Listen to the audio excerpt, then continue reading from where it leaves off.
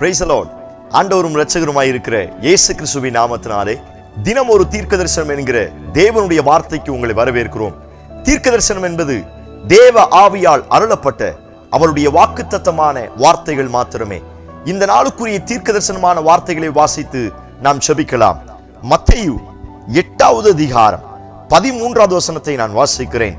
பின்பு இயேசு 100க்கு அதிபதியை நோக்கி, நீ போகலாம், நீ விசுவாசித்தபடியே உனக்கு ஆகக்கடவது என்றார்.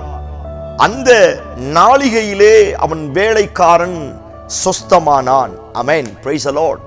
இந்த நாளுக்கு தேவன் கொடுக்கிற தீர்க்க தரிசனமான ரேமா வார்த்தை, உன் விசுவாசத்தின்படியே உனக்கு ஆகக்கடவது என்று இயேசு உங்களுக்கு வாக்குத்தத்தம் பண்ணுகிறார். Praise God.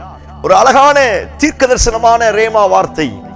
நான் எதை நம்புகிறேனோ, நான் எதை விசுவாசிக்கிறேனே, அது அவரால் நடக்கும் கூடும் என்று ஆண்டவர் வாக்குத்தத்தம் பண்ணுகிறார். 100க்கு அதிபதியை குறித்து இங்கே ஆண்டவர் எழுதி வைத்திருக்கிறார்.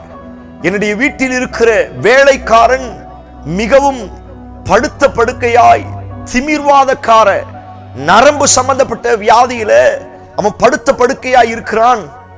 நீர் அவருக்கு சுகத்தை தர வேண்டும் என்று இயேசுவிடத்தில் வந்த பொழுது இயேசு சொன்னார், சரி வா, நான் உன் வீட்டுக்கு வர்றேன், வந்து உன் வேலைக்காரனை சுகமாக்குறேன். சொன்ன மாத்திரத்துல அந்த 100க்கு அதிபதி சொல்லுகிறான், நீர் என் வீட்டிற்கு வருவதற்கு நான் பாத்திரன் அல்ல, இங்க இருந்து ஒரு வார்த்தை சொல்லும், நான் அதை நம்புகிறேன், என் வேலைக்காரன் சுகமாவான் என்பதை நான் அறிந்திருக்கிறேன் என்று இயேசுவின் மீது அளவு கடந்த நம்பிக்கை வைத்திருந்தான்.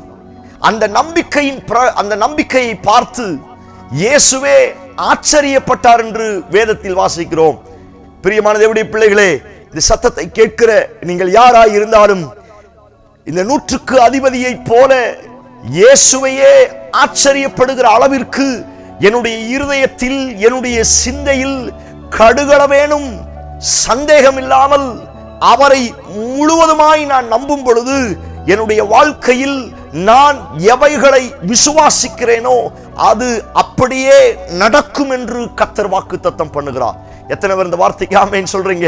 ஸ்தோத்திரம். ஆண்டவர் அவனை பார்த்து சொன்ன வார்த்தை, ஸ்தோத்திரம், உன்னுடைய விசுவாசம், இஸ்ரவேலுக்குள்ளும் இப்படிப்பட்ட விசுவாசத்தை நான் பார்க்கல, நீ ரொம்ப விசுவாசமாய் இருக்கிறாய், உன் விசுவாசத்தின்படி உனக்கு ஆகக்கடவு சொன்ன மாத்திரத்துல அந்த நாளிகையிலே அவன் வேலைக்காரன் சுகமானான். பிரியமான தேவனுடைய பிள்ளைகளே, என்னுடைய விசுவாசம் உலகத்தை ஜெயிக்கிற ஜெயம் என்று வேதத்தில் வாசிக்கிறோம். விசுவாசத்தினால் நீதிமான் பிழைப்பான் என்று வேதத்தில் வாசிக்கிறோம். விசுவாசம் இல்லாமல் தேவனுக்கு பிரியமாய் இருப்பது கூடாத காரியம். விசுவாசத்தை குறித்து பெரிய பட்டியல் வேதத்திலே போடப்பட்டு இருக்கிறது.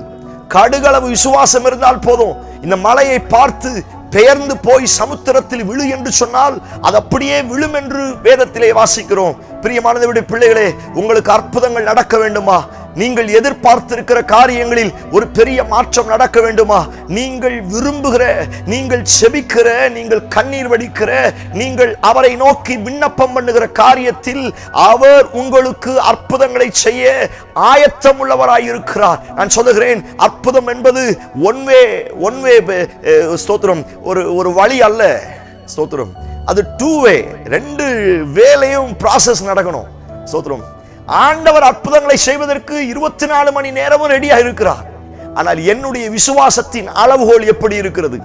வேதத்தில் வாசிக்கிற ஒரு சில கிராமங்கள்ல அவர்கள் இயேசுவை விசுவாசியாமல் போனபடியினால் அங்கே அற்புதங்களை இயேசுவால் செய்ய முடியவில்லை என்று வேதத்தில் வாசிக்க முடியும். என்னுடைய வாழ்க்கையிலே ஆண்டவர் அற்புதங்களை செய்ய எப்பொழுதும் ஆயத்தமாய் இருக்கிறார். ஆனால் என்னுடைய விசுவாசம் எப்படி இருக்கிறது? மனிதனை சார்ந்து இருக்கிறதா? மருந்து மாத்திரைகளை சார்ந்து இருக்கிறதா? இந்த நாட்களில் ஒரு நல்ல தீர்மானத்தோடு இந்த வார்த்தையை ஆமென் சொல்லி ஏற்றுக்கொள்ளுங்க.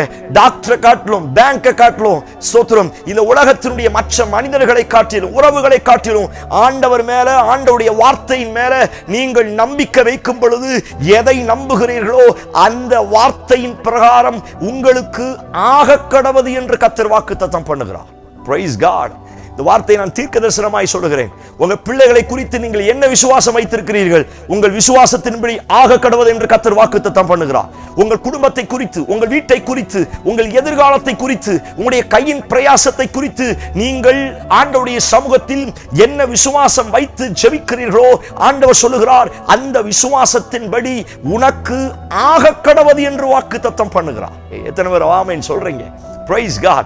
விசுவாசம் தான் என் வாழ்க்கையில பெரிய அற்புதங்களை பெற்றுக்கொள்ள முடியும். ஸ்தோத்திரம்.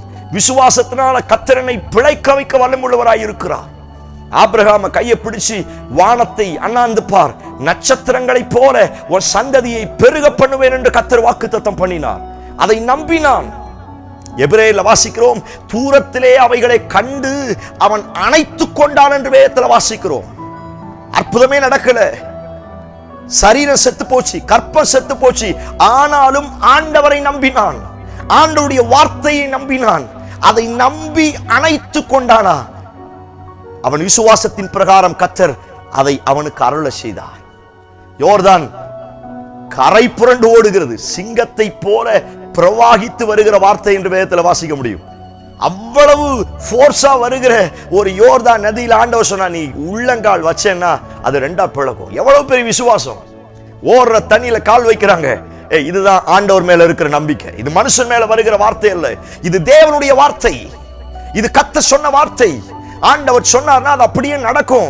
நான் ஆண்டவர் மேல நம்பிக்கை வைக்கிறேன், ஆண்டவருடைய வசனத்தின் மேல நம்பிக்கை வைக்கிறேன் அப்படின்னு நம்பிக்கையோடு கால் வைத்தார்கள். பைபிள் சொல்லுகிறது, உள்ளங்கால் பட்ட மாத்திரத்திலே யோர்தான் நதி ரெண்டாய் பிளந்து நின்றதாம். எத்தனை பேர் ஆமென் சொல்றீங்க? நம்புங்கள், ஆண்டவருடைய வார்த்தையை நம்புங்கள், ஆண்டவரை நம்புங்கள், தீர்க்கதரிசனமான வார்த்தைகளை நம்புங்கள், அறிக்கை செய்யுங்கள். விசுவாசமே உங்க வாழ்க்கையில பெரிய அற்புதங்களை செய்யும். ஆண்டவர் சொல்லுகிறார், நீ விசுவாசித்தபடியே உனக்காக கடுவது. Praise God. Hallelujah. உங்க குடும்பம் படுத்த படுக்கையில இருக்குதா, நீங்க விசுவாசிங்க. அது திமிர்வாத நிலைமையில இருந்தாலும் கர்த்தர் அதை தட்டி எழுப்ப வல்லமையுள்ளவராய் இருக்கிறார். எத்தனை பேர் ஆமென் சொல்றீங்க? இங்கே 100க்கு அதிபதியுடைய வேலைக்காரன் திமிர்வாதக்காரனாய் இருக்கிறான். Praise God. இயேசு கிறிஸ்து ஒரு வீட்டில் ஸ்தோத்திரம் அவர் சுவிசேஷம் சொல்லி கொண்டிருக்கும் பொழுது அவருடைய மேற்கூரையை பிரிச்சு ஒரு கட்டில் இறங்கி வருது. அதுலயும் ஒருத்தன் படுத்த படுக்கையா இருக்கிறான். அவன் ஜெபிக்கல, அவன் அற்புதத்துக்காய் ஆண்டவருடைய சமூகத்துல கண்ணீர் வடிக்கல. பைபிள் சொல்லுகிறது, அவர்கள் 4 பேருடைய விசுவாசத்தை கர்த்தர் கண்டு உன் படுக்கை எடுத்துக்கொண்டு நட என்றார். உடனே அவன் எழுந்து படுக்கை எடுத்துக்கொண்டு நடக்க ஆரம்பித்தான். எத்தனை இந்த வார்த்தைக்கு ஆமென் சொல்றீங்க? Praise God. Hallelujah. நீங்க அந்த ரெண்டு சம்பவத்தையும் கொஞ்சம் நினைச்சு பாருங்க. 2 பேருமே படுத்த படுக்கையாய் இருக்கிற வியாதி, ஸ்தோத்திரம், நரம்பு சம்பந்தப்பட்ட பேச முடியாதபடி செயலிழந்து சொத்துறோம், செத்து போன பிணம் மாதிரி, ஆனா உயிர் மாத்திரம் இருக்குது. இவர்களுக்காய் இவர்கள் ஜெபிக்கவே இல்லை. ஒன்று அவருடைய ஸ்தோத்திரம், அவங்க வீட்டுல அவன் தலைவன் 100க்கு அதிபதி எஜமான் ஜெபிக்கிறான். 2வது இடத்துல 4 பேர் கட்டில இறக்குறாங்க. பைபிள் வாசிக்கிறோம், 100க்கு அதினுடைய விசுவாசத்தை கர்த்தர் பார்த்தார். இந்த 4 பேருடைய விசுவாசத்தை கர்த்தர் பார்த்தார். அங்கே படுத்த படுக்கையா இருந்தவர்களை கர்த்தர் எழுந்து நடக்க ஆரம்பித்தார். நான் சொல்லுகிறேன், உங்க குடும்பம் படுத்த படுக்கையில் இருக்கிறதா? செயல்பட முடியாதபடி உங்க பிசினஸ் இருக்கிறதா? உங்க கையின் பிரயாசங்கள், உங்களுடைய பிள்ளைங்களுடைய வாழ்க்கை சொத்துரம் சத்துரு திமிர்வாத காரனை போல படுத்த படுக்கையா வைத்திருக்கிறானா? நிறைய பேர் சொல்லுகிற வார்த்தை, என் கணவனுக்காக நான் கண்ணீர் வடிச்சு பார்த்தேன், நானும் சொல்லி பார்த்துட்டேன், திருந்தல, அவங்க குடியிலிருந்து வெளியே வரல, என் பிள்ளைங்க என் பேச்சை கேட்க மாட்டேங்கிறாங்க, என் மனைவி என் பேச்சை கேட்க மாட்டேங்கிறா. நான் சொல்லுகிறேன், அவர்கள் மேல நம்பிக்கை வைத்து, ஆண்டவரை நம்பிக்கை வைத்து, ஆண்டவருடைய வார்த்தை நம்பிக்கை வைத்து விசுவாசமாயிருங்கள். நீங்கள் விசுவாசமாய் இருந்தால் போதும். உங்க வீட்டில் யாரு செயல்படாமல் படுத்த படுக்கையா இருக்கிறார்களோ அவர்களை கர்த்தர் தட்டி எழுப்ப வல்லமை உள்ளவராய் இருக்கிறார். எத்தனை பேர் ஆமென் சொல்றீங்க? Praise God. உங்க வீட்டில் உள்ளவருடைய ஆவிக்குரிய வாழ்க்கை திமிர்வாத காரனை போல படுத்த படுக்கையா இருக்குதா? நம்புங்கள் ஆண்டவருடைய வார்த்தையே. அவர்களுக்காய் நீங்கள் செபிக்க ஆரம்பியுங்கள். அவர்களுக்காய் நீங்கள் திறப்பிலே நில்லுங்கள். அவர்களுக்காய் நீங்கள் விசுவாசமாயிருங்கள். உங்க விசுவாசத்தை பார்த்து கர்த்தர் உங்களை தட்டி எழுப்பட்டுமே. ஆபிரகாமுடைய விசுவாசத்தை கர்த்தர் அங்கீகரித்து லோத்துவையும் அவன் குடும்பத்தையும் கர்த்தர் கையை பிடிச்சு வெளியே கொண்டு வந்தாராம். இந்த வார்த்தையை கர்த்தர் தீர்க்கதரிசனமாய் சொல்லுகிறார். உங்க குடும்பத்துல வியாபாரமோ, நீங்க கையிட்டு செய்கிற வேலைகளோ, உங்க குடும்பத்தின் நபர்களோ யார் படுத்த படுக்கையாய் செயல்படாமல் இருந்தாலும் உங்கள் விசுவாசத்தை கர்த்தர் அங்கீகரித்து அவர்களை மறுபடியும் எழுந்து நிமிர்ந்து நிற்க நடக்க செய்ய வல்லமை உள்ளவராய் இருக்கிறார். ஓ பிரைஸ் காட். எத்தனை பேர் ஆமென் சொல்றீங்க?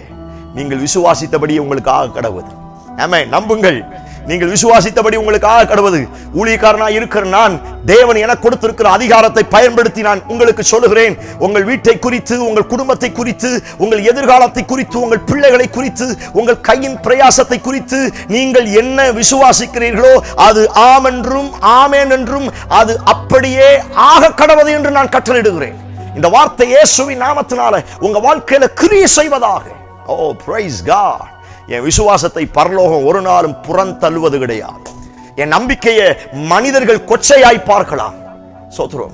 என்னுடைய நம்பிக்கையை, என்னுடைய விசுவாசத்தை மனிதர்கள் ஏளனமாய் பார்க்கலாம். ஆனால் என்னுடைய நம்பிக்கையும் விசுவாசத்தையும் பரலோகம் ஒரு நாளும் தோல்வியாய் அல்ல, பரலோகம் எப்பொழுதும் கவனித்து அதற்கு ஆம் என்றும் ஆமென் என்றும் பதில் கொடும். எத்தனை பேர் நம்புறீங்க? Praise God. ஹல்லேலூயா. விசுவாசமாயிருங்கள். நீங்கள் விசுவாசிக்கிறபடி உங்களுக்கு ஆக போகிறது. இந்த வார்த்தை கர்த்தர் உங்களுக்கு தீர்க்கதரிசனமாய் ரேமா வார்த்தையாய் சொல்லுகிறார்.